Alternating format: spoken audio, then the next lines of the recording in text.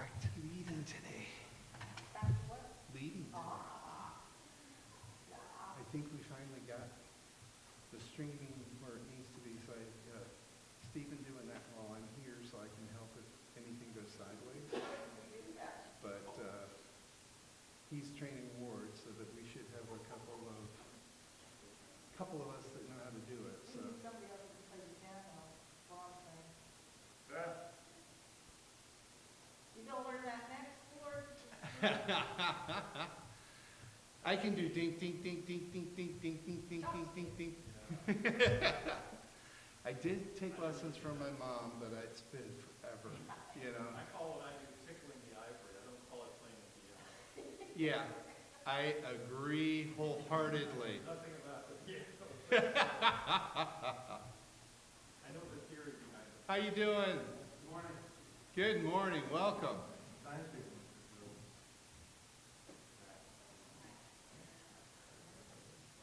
I know we are so full that you're going to have to really fight for a seat, but I just wasn't sure I had the right time. It said 9:30 on the. it used to be 9:30, and then when COVID hit, we started doing it at 11. So Okay. unfortunately, we haven't changed the sign yet. So That's okay. I saw it on your website. yeah, exactly. And that was one of the reasons why we had it on the website, was to make sure. I'm Joel Reed. I'm an elder here. So I'm Rob Walker. nice to meet you, Rob. I left my face mask back there, so I won't get too close, but I will give you a virtual handshake. How about that? Same to you. Thank you. All right, Rob. Good to have you with us. Thank you. Anywhere, I guess. Yes, anywhere you'd like. Yeah. So, but yeah, it'd be interesting if we could. I know that Diane is not super confident.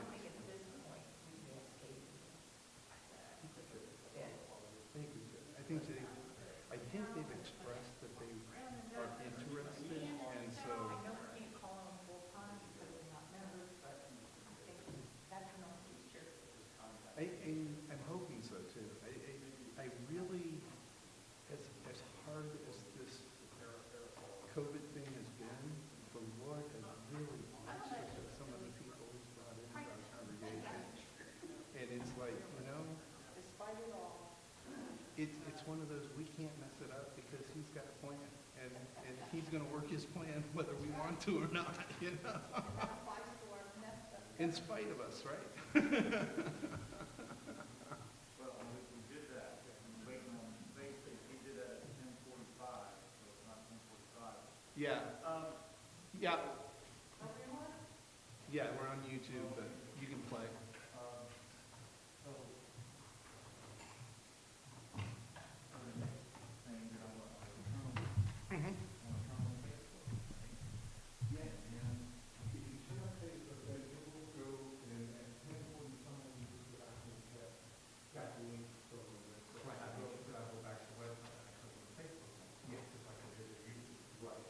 And that should then take you through the live page, and as long as it's after 10:45, it should be streaming. If not, you can go to the Facebook where you're in Creator Studio.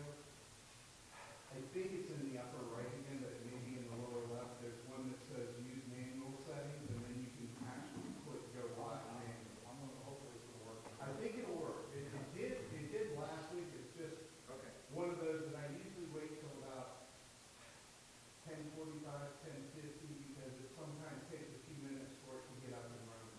Right. But it should have the link going there so that, it'll have the stream already there, so it should just be a matter of turning it on. Right. And that's up to Facebook with how close to 10:45 they turn it on.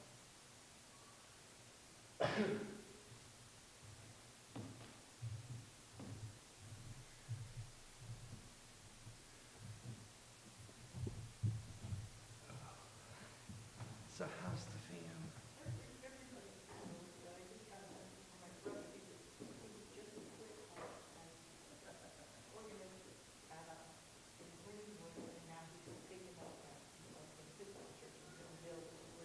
Uh-huh.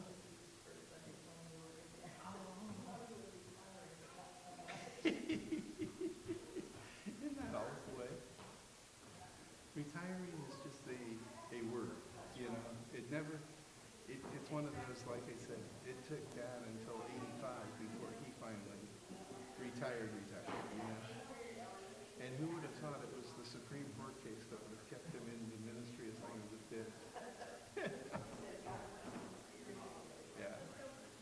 I was talking with Stephen Jordan about, you know, where I'd been and, you know, being in Pinecrest and Dad and going through that. And he goes, remember that case? I said, yeah. I said it was really odd because they decided in favor of my dad, and later on that day or the next day they decided that homosexual orientation was okay too. And I was like, just amazing the diversity of the way that came out, you know?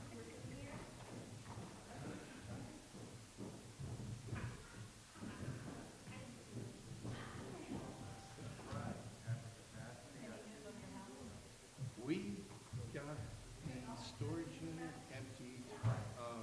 Ward, Shelley, David, and two of Ward's grandkids and I were met over at the storage unit, and we got everything from the storage unit moved over to the house, and we got 2 big pieces of furniture put together.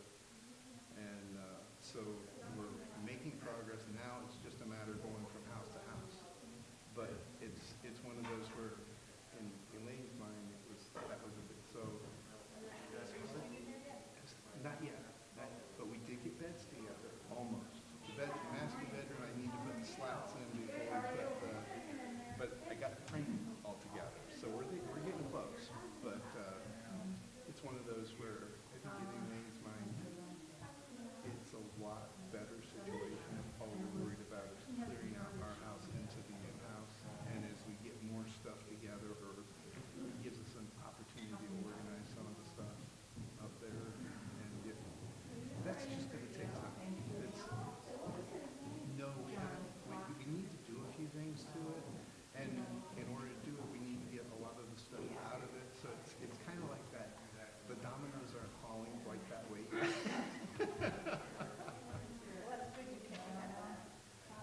Yeah.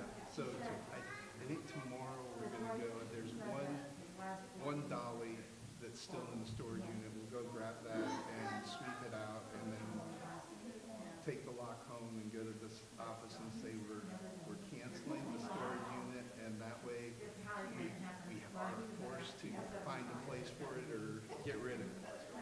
Because that's what I think the whole thing has just been about purging, and it's just you touch it and it's sitting there for years, it's dusty, you clean it off, and then you're like, do we need this? And then you've got to clean it before you donate it, and then you get it over to the house and you get it over there, and you're like, man, we should really sanitize it again, because now with everything else, you're just like, you know, so it's just, like I said, it's just never ending.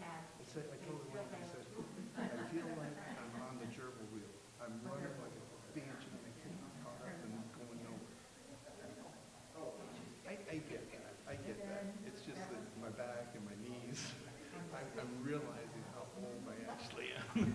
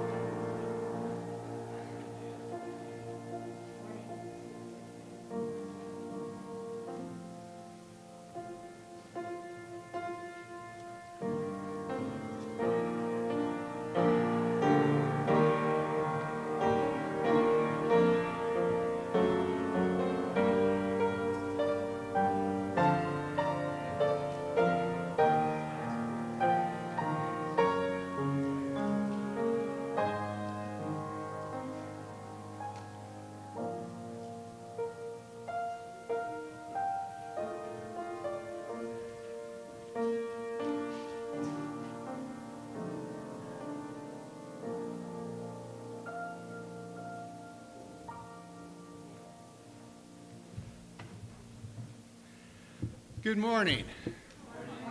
I'm Joel Reed. I'm an elder here at Scots Kirk, and on behalf of Pastor Mitchell and the session, I'd like to welcome you to our worship service this morning. Whether you're in here in person or online in person or watching the recording, we're happy to have you with us, and we hope the Lord will be made real to you through this service. The announcements are as found in the bulletin. They were also in the insert that was emailed out to everyone. Couple of ones that we want to highlight. One is the upcoming congregational meeting. We will be having our congregational meeting, and because of the COVID and situation of trying to keep contact down, we are going to have it on Saturday, January 23rd at 3 p.m. here at the church. In person. We are asking, because of this particular event, that people will be required to wear masks just as a way of making sure that we're keeping everybody safe. We do want to make sure that you're aware that there will be additional information that will be emailed out, and there'll be information on how to get your questions answered, so we can try to take care of a lot of the question and answer part of it ahead of time, so that we can spend our time on voting. It's going to be voting for the church treasurer, the congregational chair, elders, deacons, and the budget. So there's a lot on the agenda, but if we have all of the questions answered beforehand, it'll go fairly quickly. So we're not expecting a very long meeting. And again, any questions, please feel free to reach out to the elders or Barry as the treasurer. And one way or another, we will get your questions answered. Also, our youth group will be starting back up tonight at 5:30 here at the church. So just wanted a reminder, because we've been on hiatus for a while, so we're looking forward to having everybody back together. I know the kids look forward to being in person, so we are going to be in person at 5:30 here at the church. Yes? I just add one thing. The ladies' Bible study is starting again Tuesday. I can't meet in the morning, but we are going to meet in the evening here at the church at 7, which is a time change, and Zoom for anybody who doesn't want to attend it. We're starting Friday. Okay, so the ladies' Bible study is going to meet at 7 p.m. here at the church on Tuesdays, starting this Tuesday, and Zoom will be available for those that are not able to be here in person, and we are going to start that back up again too. It's great to get things back going after the holidays, right? Anything else? Did I hit it? Okay. Any other announcements, please let us know, and we'll be happy to make them for you.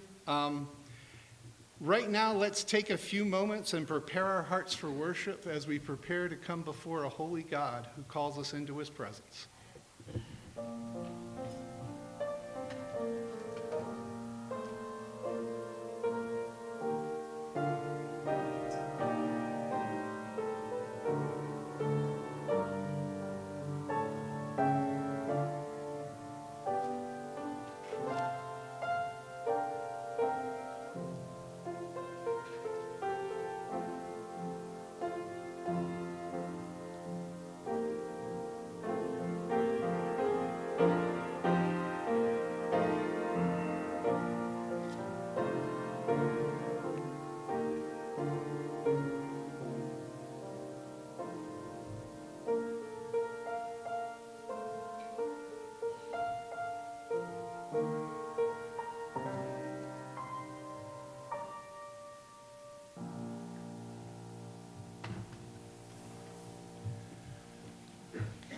For our call to worship this morning, I've chosen a rather familiar psalm, but it's Psalm 100.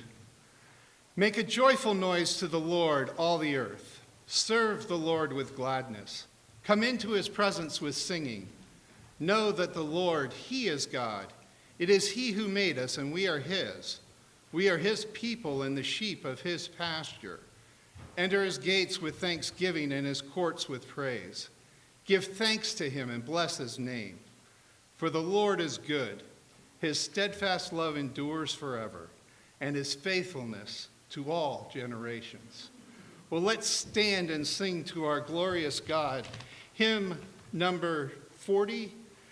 And if you stand, the words are printed in your bulletin. Let's stand and sing this together.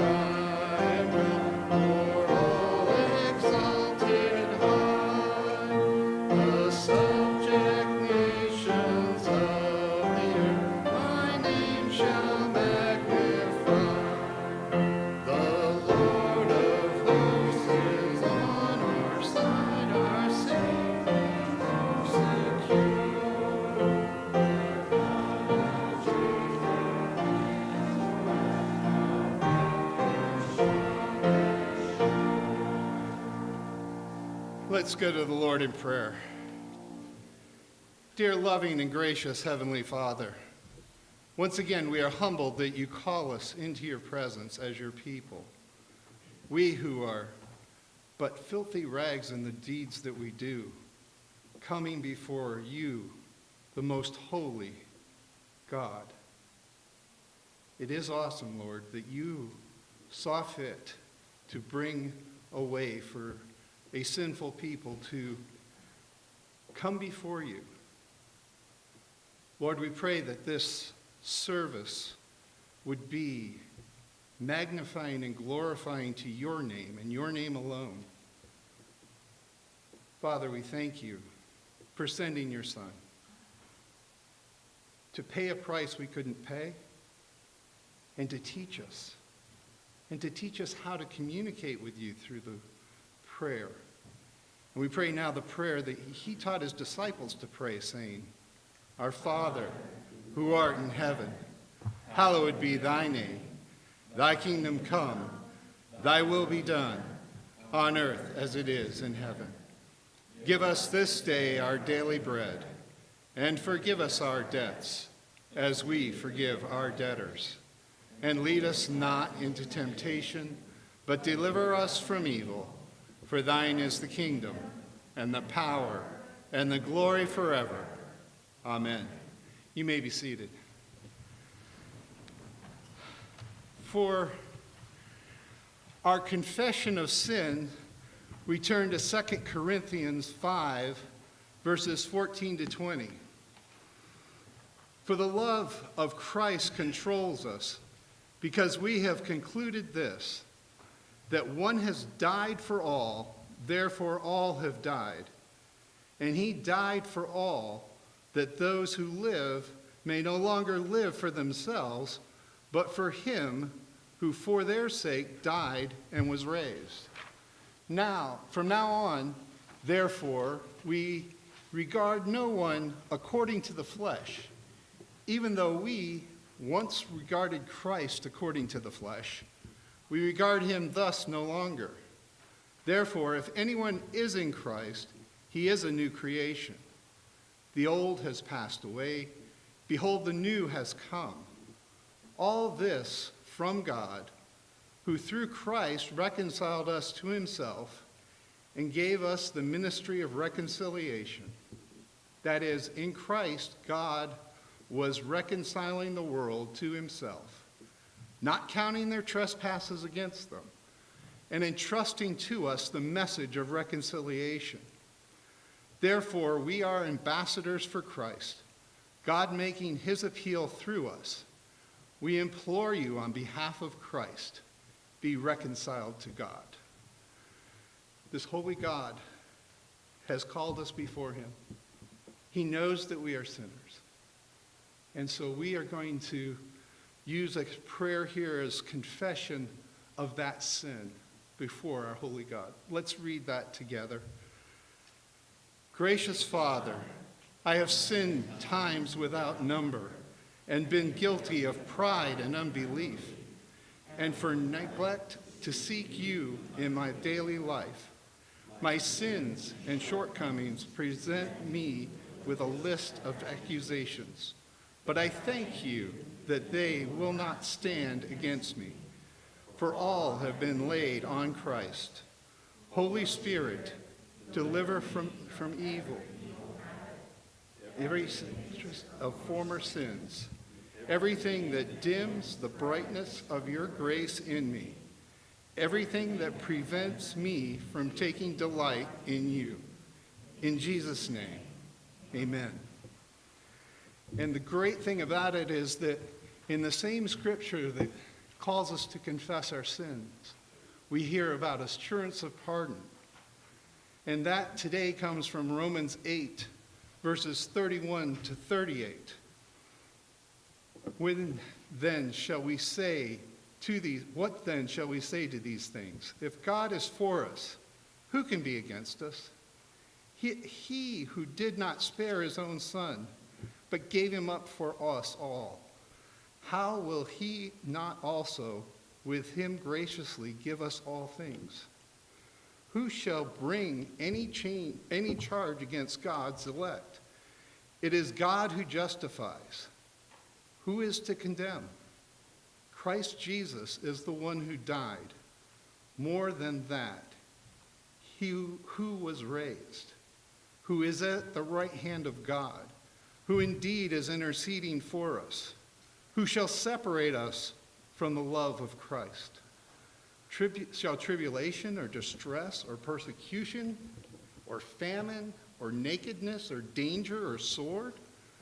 As it is written, for your sake we are being killed all day long. We are regarded as sheep to be slaughtered. No, in all these things we are more than conquerors through him who loved us.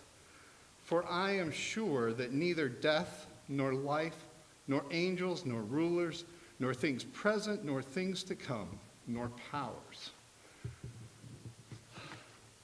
What a great God we serve. Why don't we stand for the confession of faith?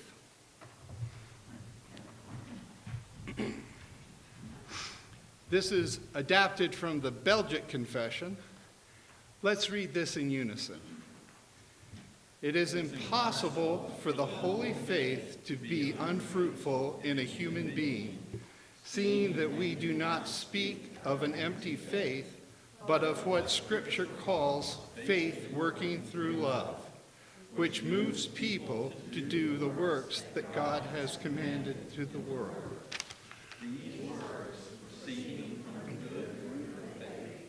Are good and acceptable to God, since they are all sanctified by God's grace, yet they do not count toward our justification.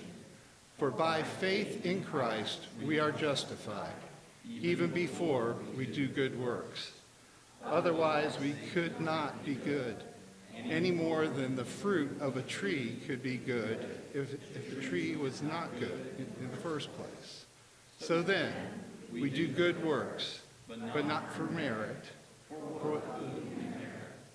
Rather, we are indebted to God for the good works we do, and not God to us. You may be seated.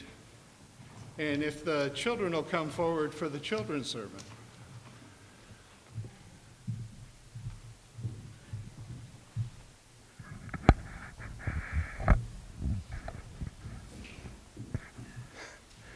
All right.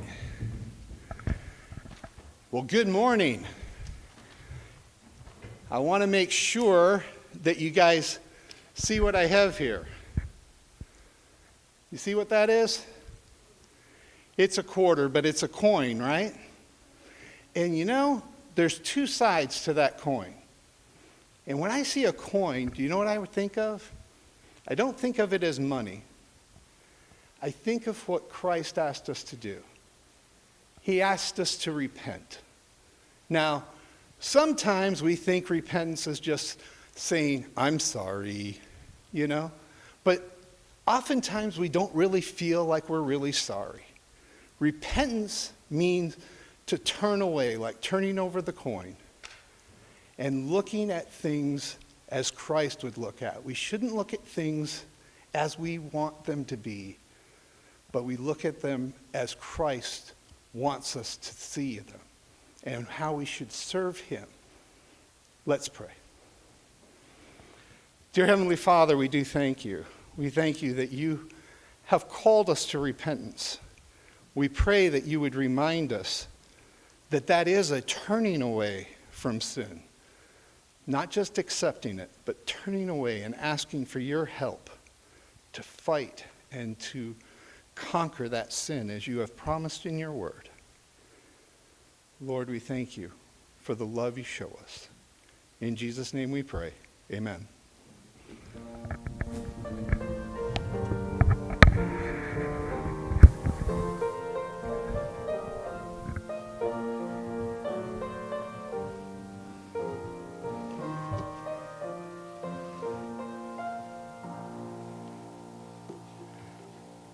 For our scripture reading today, we're turning to Psalm 85. Lord, you were favorable to your land. You restored the fortunes of Jacob. You forgave the iniquity of your people. You covered all their sin. You withdrew from all your wrath. You turned from your hot anger. Restore us again, O God, of our salvation, and put away your indignation towards us. Will you be angry with us forever? Will you prolong your anger to all generations? Will you not revive us again, that your people may rejoice in you? Show us your steadfast love, O Lord, and grant us your salvation. Let me hear what God, the Lamb, Lord, will speak. For he will speak peace to his people, to his saints, but let them not turn back to folly.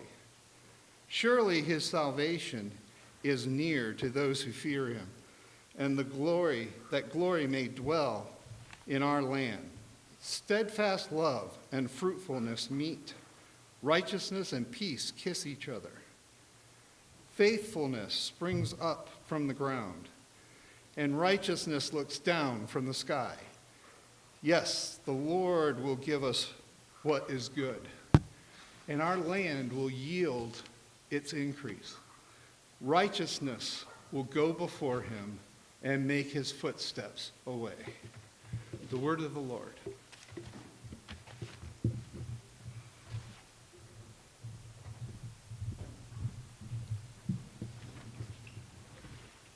Let us pray together. O gracious Lord in heaven, make your face to shine upon us. Restore us, for we are a poor and needy people. We come crying out, knowing our misdeeds, knowing the sins of thought, word, and deed that we have committed, and more beyond them that are known only to you, knowing the good we have left undone, and knowing how we have broken your holy law. O Lord, we have sinned against you and sinned against our fellow man, but because of Christ, because of his righteousness, because of his atoning death, we have your everlasting love, and nothing can separate that love from us. We are yours now and in eternity. You have already seated us in the heavenly places with Christ, our great head and King. So now we ask, O Lord Jesus, come and rule over us as our great shepherd, guide, and friend. Be our refuge and our high tower. For your people, teach us by your word, sanctify us in its truth, make us more holy, even as you are holy. Father, send your Spirit. Abide with us as we gather together, as we sing your praises, as we go from this place, as we go into our separate vocations, to school, to work. Father, give us the courage to live for you, to have love of others, love of our neighbors follow us, so that we will be a light that does not shine for our own glory, for our own sake, but shines to glorify Lord Jesus, the light of the world. And Lord, give us the opportunity and the wisdom to speak so that others will know about Christ, so that we will have opportunity to tell the good news here and everywhere. We pray for your guidance in our worship service today, that your Spirit would be with us, that you would open our hearts to receive your word. And for all churches of whatever denomination where Christ is preached, where your people are gathered here and around the world, we pray the same. Lord, for your protection, keep us from the evil one, from the temptations of the flesh, the world. We thank you, Father, that you are ever with us, that you will not leave us or forsake us, that you are our God and we are your people. Give us wisdom as our Father as we seek to glorify you. Give us kingdom priorities in our budget. Aid our church officers, the elders and deacons that you have equipped to lead Scots Kirk, and we pray for those that you will call to equip and lead and guide them for the future days, that they will serve you in this body. Father, we pray for our fellowship as a body, and that you would strengthen us, give us unity in purpose and mission, give us a zeal for reaching our non-Christian neighbors, for hospitality, for showing your love to others. And let our love for one another reflect the great love, the great generosity, the great compassion that you have indeed shown us. You have been patient with us. O Lord, therefore, let us be patient with one another. Lord, you have been kind to us. You have been compassionate to us. And yes, you have called us to turn away from our own sin. So as your word comes today, Lord, let us not focus on the sin of the world or the sin of others that we know, but our own hearts. Turn us towards you in faith, towards Christ. Give us repentance that is genuine, that bears fruit.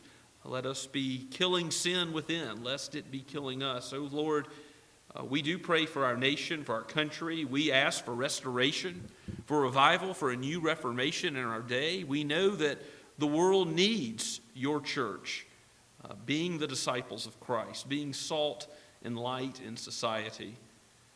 And Father, we pray that you would not only use us, but that you would use your people from every nation, tongue, and tribe, even if it means suffering, even if it means we are killed all the day long. that we would know you and know your eternal rest and be a witness to that truth, and that the world would come to know Christ, that you would bring in all those who are your sheep, Lord Jesus. We thank you, Father, for this opportunity to follow after you, and pray that you strengthen us to run the race with endurance, with our eyes fixed on the author and finisher of our faith, the Lord Jesus Christ. We do weep for the unborn. We think about all those millions slaughtered in the womb, and we pray for an end to that in our own day, Father. We pray for an end to injustice. We do ask that we would see wars between nations cease, that we would have more peace in our time as a result of the peace of Christ vertically between man and man. And Father, we know that all these things will not be accomplished until your Son returns. And so we say, come quickly, Lord Jesus, come quickly. You are King of kings and Lord of lords. We pray for those rulers and those in places of high authority, for the Supreme Court, for the President-elect. We know that, Lord, all of these things that man believes they have some control over, ultimately you are the Lord over, and you are on the throne. Even in times past when there have been wicked rulers, yet you have reigned from on high, and you have guarded and led your church. O Lord, revive us, restore us, and lead us still in repentance and in faith as we look to Christ. For in his holy name we pray all these things. Amen. We continue to worship the Lord this morning as we sing together, and the words are printed in your bulletin. Let's stand as we sing.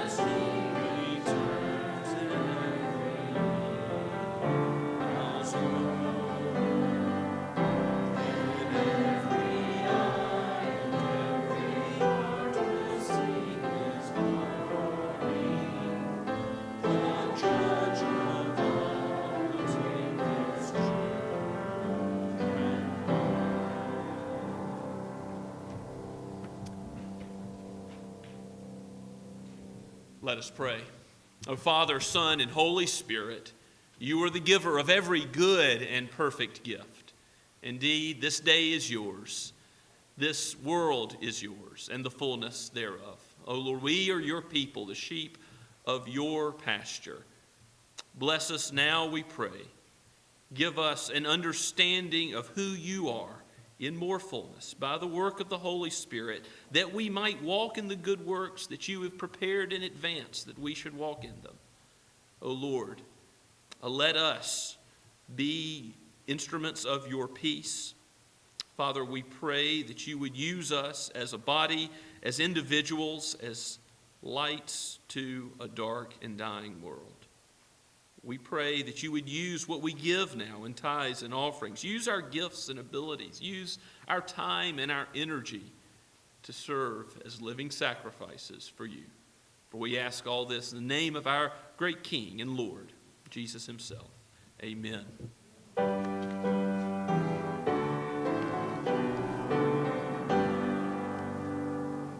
Praise God from all blessings flow.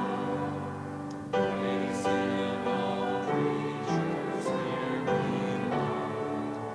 Praise him above the heavenly host.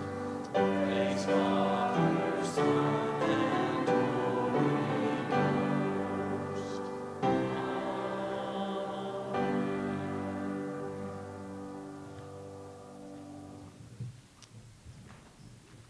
Please take your copy of God's Word and turn with me once again to the book of Luke. We begin to study the ministry of John the Baptist today in Luke chapter 3. Luke chapter 3, verse 1 down to the 14th verse is our text for this morning. So this is penned by Luke, the good physician, the beloved physician, and also breathed out by the Holy Spirit for the people of God for all time to instruct us in repentance and faith. Hear the word of God. In the 15th year of the reign of Tiberius Caesar, Pontius Pilate being governor of Judea, and Herod the tetrarch of Galilee, and his brother Philip, tetrarch of the region of Iturea and Trachonitis, and Lysanias, tetrarch of Abilene, during the high priesthood of Annas and Caiaphas, the word of God came to John, the son of Zechariah, in the wilderness. And he went into all the region around the Jordan, proclaiming a baptism of repentance for forgiveness of sins. As it is written in the book of the words of Isaiah the prophet, the voice of one crying in the wilderness, prepare the way of the Lord, make his paths straight.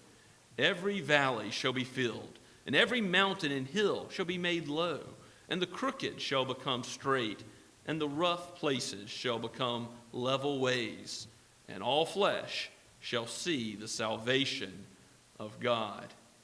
He said, therefore, to the crowds that came out to be baptized by him, you brood of vipers, who warned you to flee from the wrath to come? Bear fruits in keeping with repentance, and do not begin to say to yourselves, we have Abraham as our father. For I tell you, God is able from these stones to raise up children for Abraham. Even now the axe is laid to the root of the trees. Every tree, therefore, that does not bear good fruit is cut down and thrown into the fire. And the crowds asked him, what then shall we do? And he answered them, whoever has 2 tunics is to share with him who has none, and whoever has food is to do likewise. Tax collectors also came to be baptized and said to him, teacher, what shall we do? And he said to them, collect no more than you are authorized to do. Soldiers also asked him, and we, what shall we do? And he said to them, do not extort money from anyone by threats or by false accusation, and be content with your wages.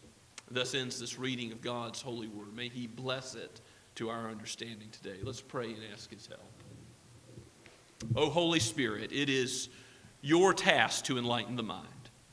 And so, if there are any who are yet darkened in spiritual things, that you would open their eyes to see and behold Christ and his teaching of faith and repentance, even as John prepares the way, even as this mighty prophet tells us the way of Christ.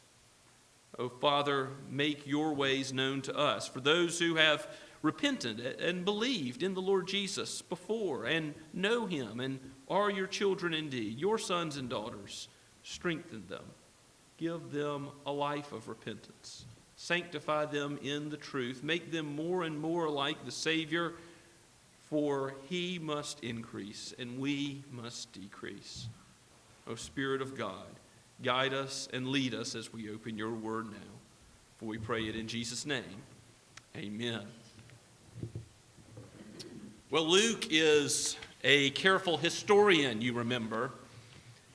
He is writing an account to Theophilus, detailing all the events that you need to know about Christ. And here is John the Baptist comes on the scene, and we see, according to Jesus himself, the greatest born among women, the greatest prophet of them all, prepare the way for Jesus himself.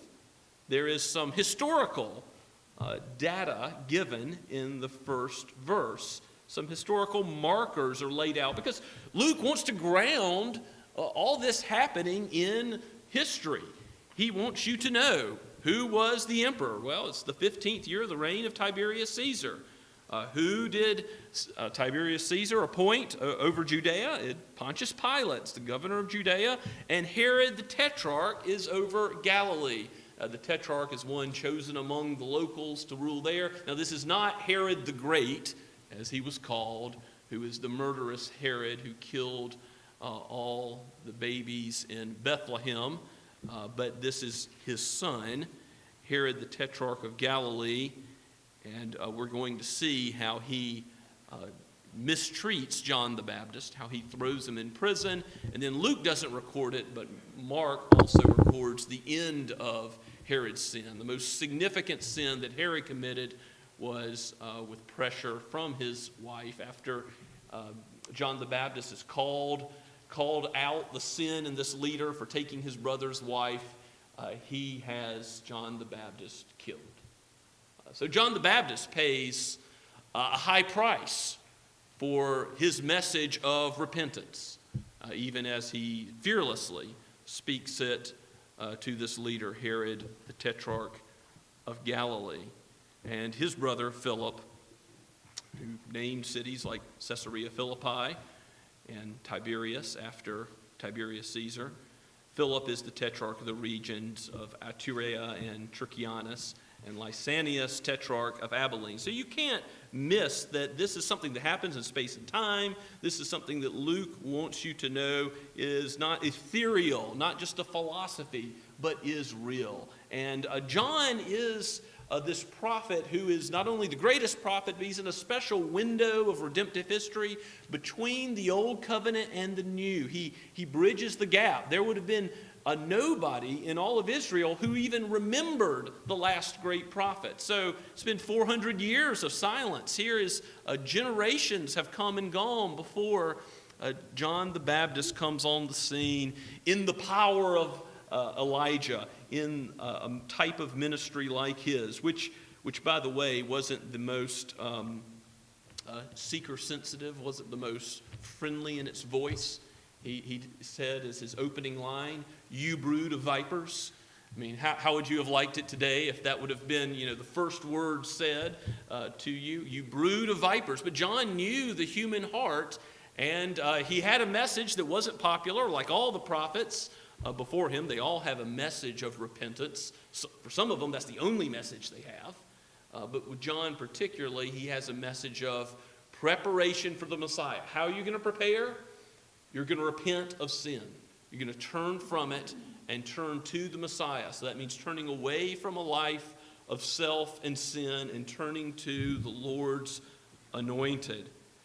This message that John is given of repentance, therefore, calls out the darkness and blackness of our own hearts. That's not a popular message. I know it doesn't make you feel good about yourself, but at the same time, if we're going to know the great love of Christ, if we're going to know the great compassion of Christ and the kindness of Christ in the gospel, we first have to know the depth of our need. We must know that God and His Word calls us to repent. And by the way, there is that true marker that John is a prophet. In verse 2, it says that, yes, this is also when Annas and Caiaphas were high priests. Really, Annas wasn't the high priest. He was deposed, but enacting power behind the scenes. The word of God came to John. That's that statement that's used of prophets like Jeremiah. The word of God came to Jeremiah. Of Jonah, the word of God came to Jonah. The word of God came to John, the son of Zechariah, in the wilderness. The word of God came to John, and he was a true prophet indeed. He wasn't speaking his own ideas. He was the mouthpiece of the Lord. He was only given this message of repentance, and so he couldn't change it to something more palatable. He could only tell others what God had sent him to proclaim. And you notice that he goes to the wilderness to proclaim this message. It would sort of be like if, Billy Graham had crusades out in the middle of Death Valley in the desert.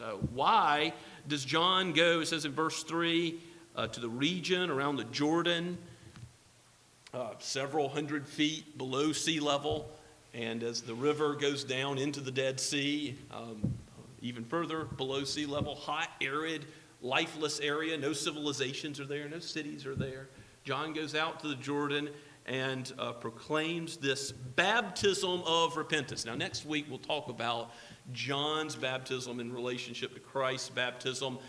Suffice it to say that John's baptism is not Christian baptism. It's not the same as the baptism of the New Testament in the name of Christ. You see that from how John the Baptist's disciples talk about whether they were baptized or not into Jesus in Acts chapter 19.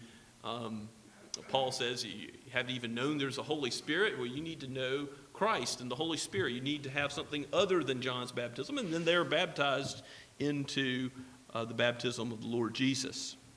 So John's baptism is a preparatory baptism.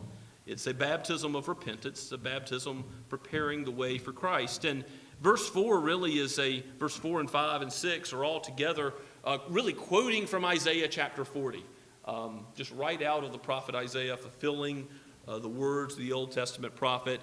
What is John doing? He's the voice of one crying, where? In the wilderness. So that's one reason he went to the wilderness.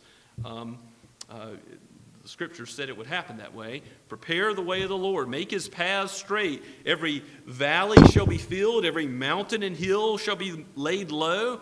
And the crooked shall be straight. The rough places shall become level ways. All of this sort of draws upon the imagery that a king, when he's going through a barren land, would have people go before him as criers announcing his coming, and they would smooth out the paths. They would try to make the rough places smooth and level. They would bring up and take down to make the king's passage as illustrious as possible. So John is the one preparing the way for the coming Messiah, and the crowds are to be baptized by him with a baptism of repentance. Why do they go to the wilderness? Another reason is, what does the wilderness symbolize in Israel? Thinking all the way back to how God's people came through the Red Sea, out of Egypt. They're wandering in the wilderness for 40 years. It's not good as a time of sin. Even though they saw the wondrous work of God, his mighty power, they rebelled. They were grumbling and complaining against the Lord. And so, what do they need to do in that wilderness? Repent. So also there's that symbolism of John's preparatory baptism going on in the wilderness so that we would stop and think about, without any distractions or anything else, we are sinners. We need to know this coming Messiah in all of his glory and beauty, but we can only behold his glory and beauty, the magnitude of his work, the height of his righteousness, the wonder of his atonement, his blood shed for us to make us as white as snow. For all those who turn from sin, and by the other side of that coin, repent and believe, repenting from sin but turning to Christ in faith. For all those that turn to him being cleansed, we only know that if we truly do sorrow for sin. I mean, that's what repentance is. It's an attitude of change. It acknowledges what sin is, the breaking of God's law. It involves a true apprehension of the horror of it, of the shame of it, and yet at the same time, by God's grace, by God's strength, not our strength, we are able to do something different.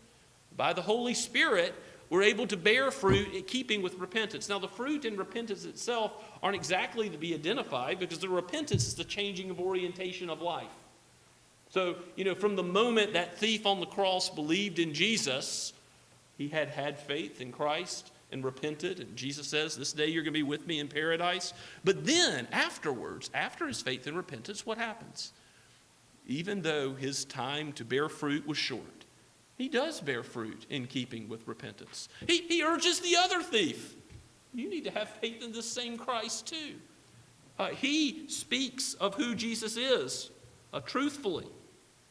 He evangelizes for the Lord Jesus even as he hangs to die with him. God is not impressed by the Jews who were claiming Abraham as their father.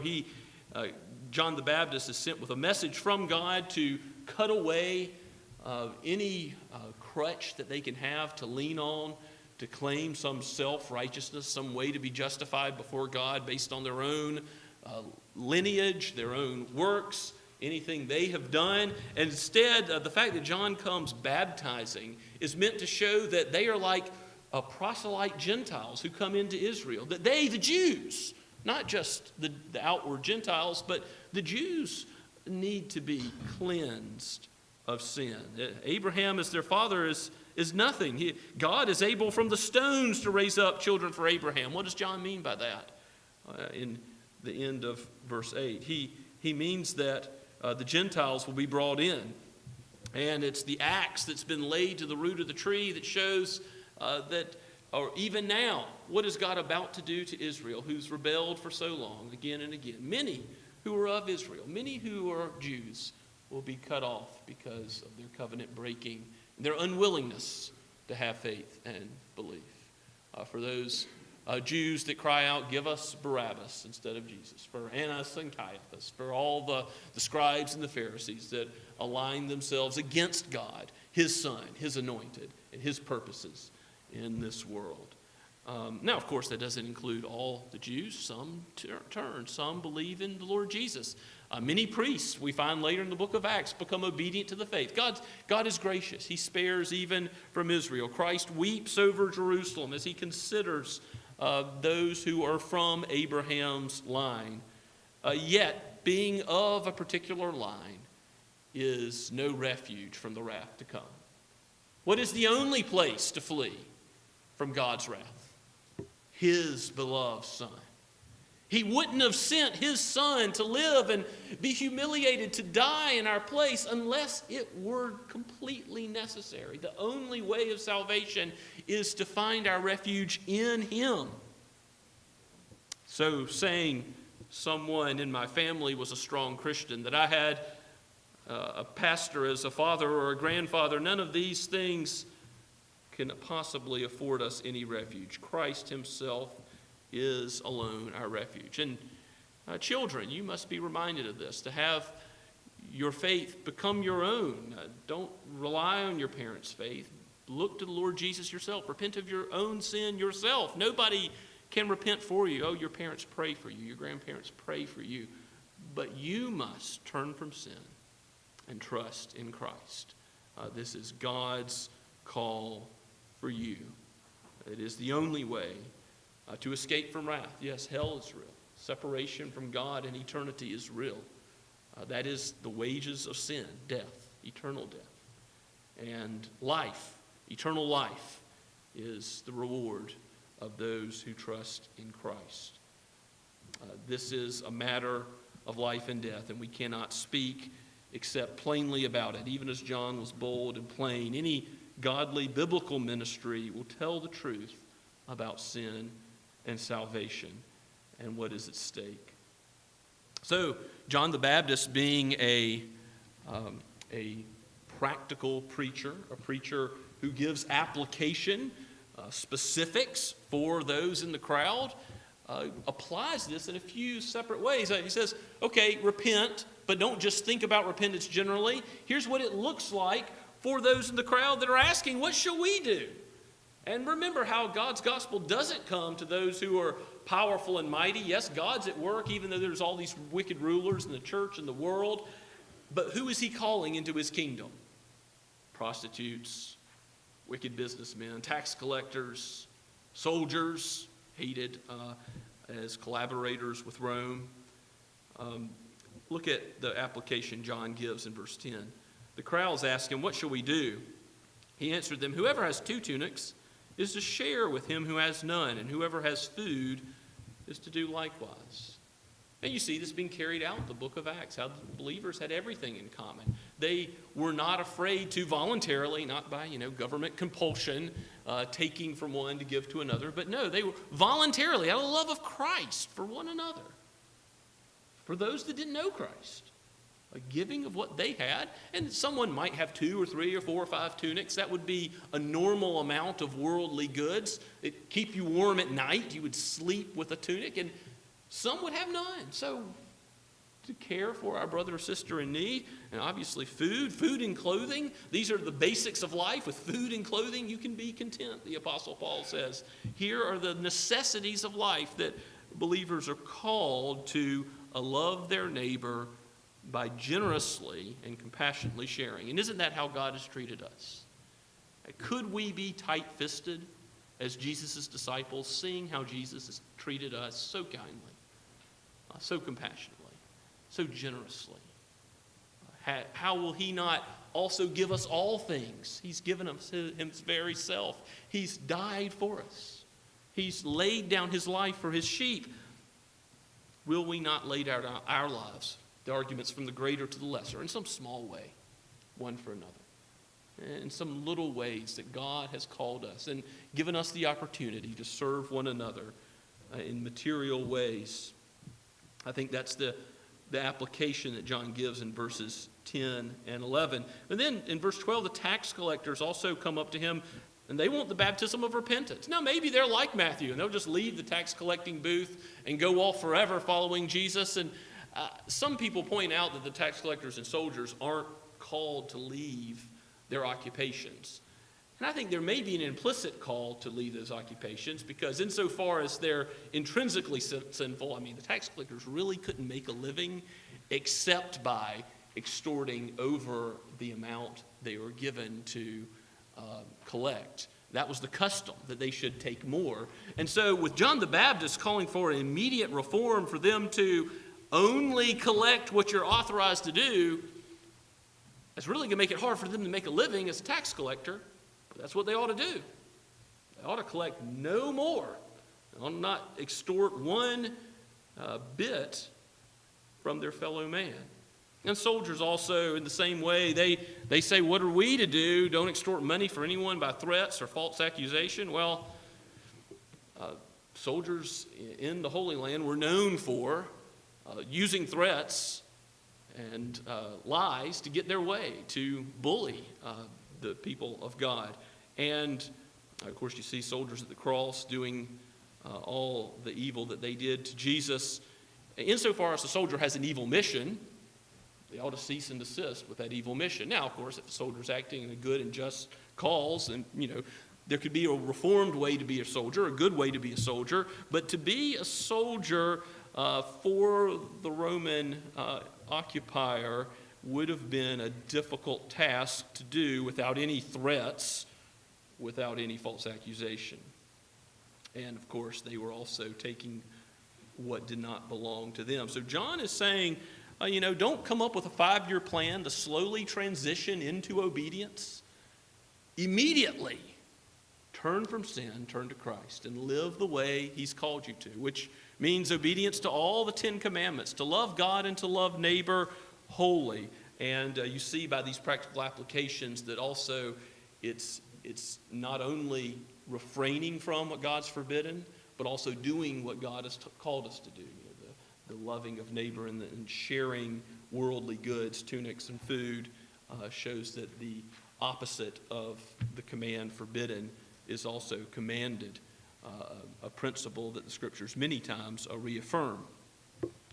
So here God is building his kingdom with those that are despised of the world. And guess what? They're changing. They're like Zacchaeus. They're looking for Christ out in the wilderness. Whereas what are the religious leaders doing? They're puffed up with pride. And with pride, they're unwilling to turn from sin to Christ. Never underestimate how difficult repentance can be. Because sin is easy to love. Self is easy to love. We don't want to love your faith. And look to him. He has covered all of your sin. Don't allow any self-justification. Don't think about any human reason why any of your sin might be excused. Confess it before God. Repent and believe in Christ, and you shall be saved. You shall be cleansed. And walk in that salvation with a lifetime of faith and repentance, of going to a God who again and again compassionately forgives, because he is our God and we are his people. And his salvation comes from his work, his strength working in us. Let's pray together. Father, we thank you for knowing about the preaching of John the Baptist, for this great prophet as he points to Christ. We need to know more of our own sin, and we need to know more of Christ. We need to see the gospel anew. Oh Lord, help us. Help us to repent and to trust in the Lord Jesus, the coming King. For truly, truly, he is coming again soon. Help us to live, to have the strength given from you, not of our own flesh, but to live as becomes the disciples of Christ, to have fruit in keeping with repentance. For we pray this in Jesus' name. Amen. And now let us respond to God's word together by singing Our God, Our Help in Ages Past. Let's stand as we sing.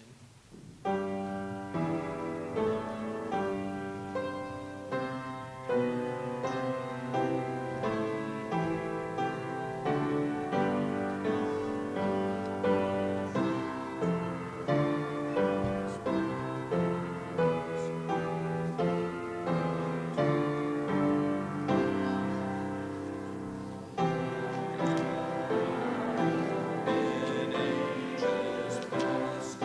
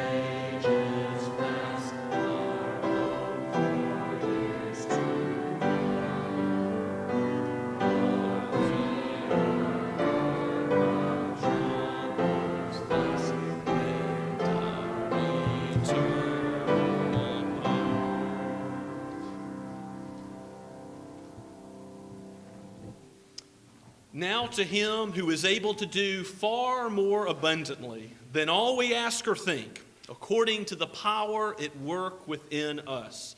To him be the glory and the church and in Christ Jesus throughout all generations, forever and forever. Amen.